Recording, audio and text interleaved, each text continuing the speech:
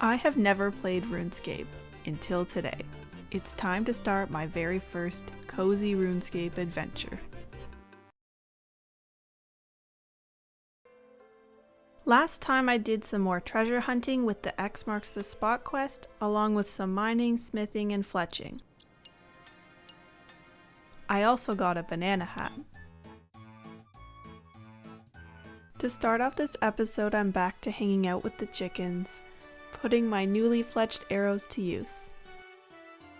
I start to attack them through the gate and I feel so smart for doing this, but then I realize that to pick anything up that they drop, I need to go through the gate anyway, and also the chickens don't fight back, so I don't think there's any real reason to keep my distance like that.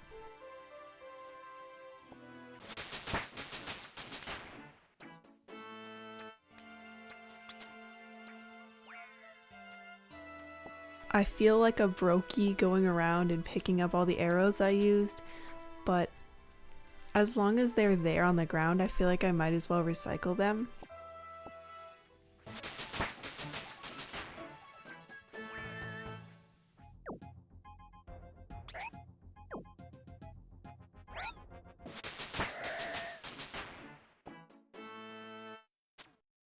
Like always, I have to bury the bones to pay my respects.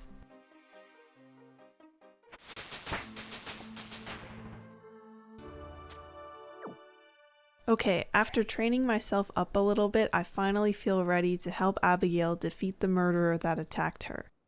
Let's get in this rowboat and get to this spooky island.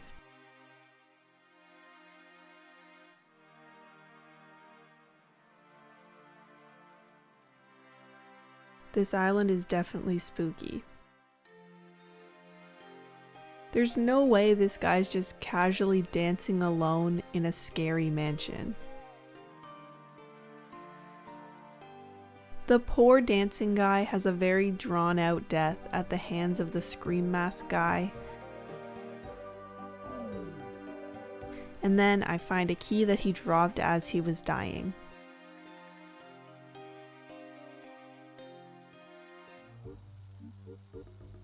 Inside the mansion, I walk up to a room, and inside the killer kills another girl who just wanted to read a book. I thought they were supposed to be having a party at this mansion, but I respect her for just wanting to read. Then he uses the wardrobe to disappear somewhere in a kind of Narnia-like situation. Based on the poetic clue that he gives me, I use a knife on this painting and then find a key hidden inside.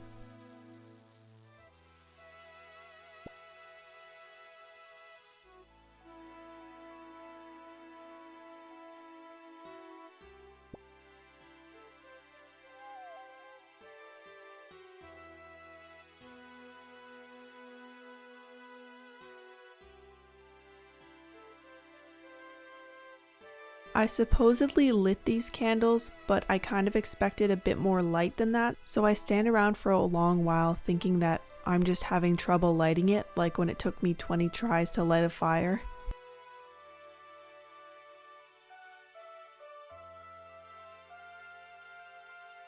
Then I light a fuse to blow open the wall so I can get out, but I'm still not really sure why I had to light all the candles first. The killer takes a girl hostage, and now I have to answer the name of a vampire in RuneScape. If I get it wrong, the killer will kill the hostage. I did get the answer wrong and I felt really guilty, but I looked it up later and he would have killed her even if I was right, which does make me feel a bit better.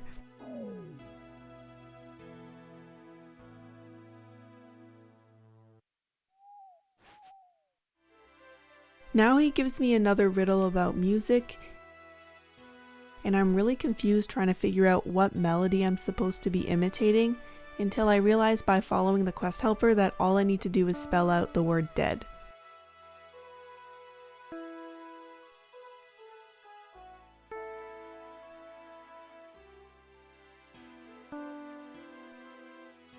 A compartment on the piano unlocks and I assume that it'll just give me another key, but I can't figure out for the life of me how to get it.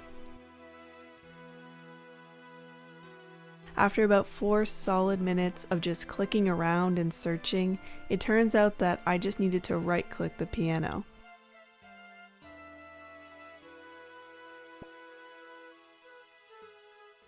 The last person left, Mandy, is oblivious to all her friends' deaths, I guess, and gets killed while doing the dishes.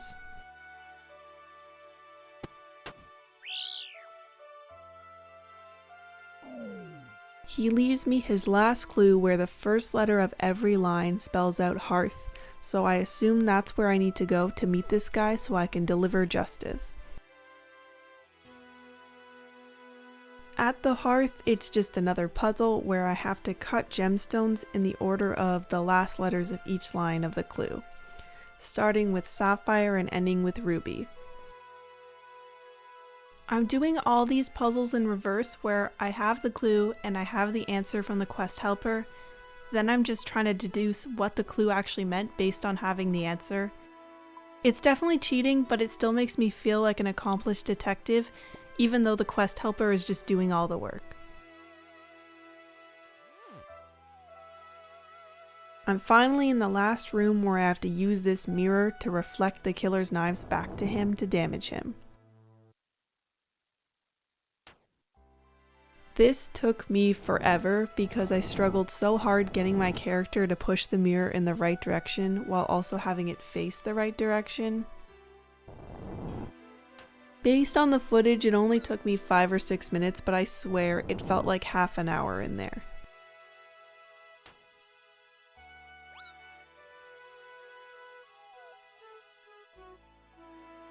After all that, it turns out that the killer is Abigail. What a betrayal. Then, another killer comes out of the wardrobe. This one turns out to be Huey, which is the guy that Abigail said she escaped with when she first gave me the quest.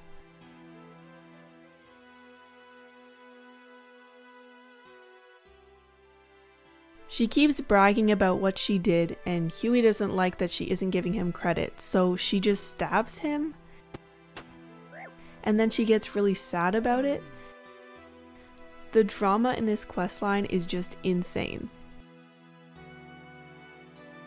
Then, while she's crying, I take advantage and stab her in the back. That apparently doesn't kill her though, even though it killed everybody else. And as Abigail is about to fight me, Mandy comes back from the dead with a huge sword and saves the day. It turns out her heart is on the right side of her body, so she didn't die when the killer stabbed her, which is such a soap opera plotline. So finally I talk to Mandy outside and get some crafting XP and some gems for completing the quest.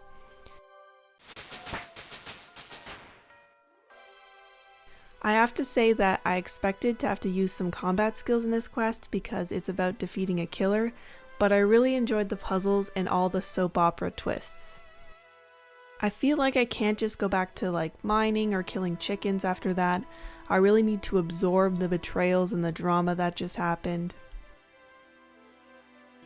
So I end up just sitting at the bank, contemplating my existence until I get logged out. I think that has to be it for this episode. Next time I plan to start doing some rune crafting and some magic too. Like always, thanks for watching. Bye!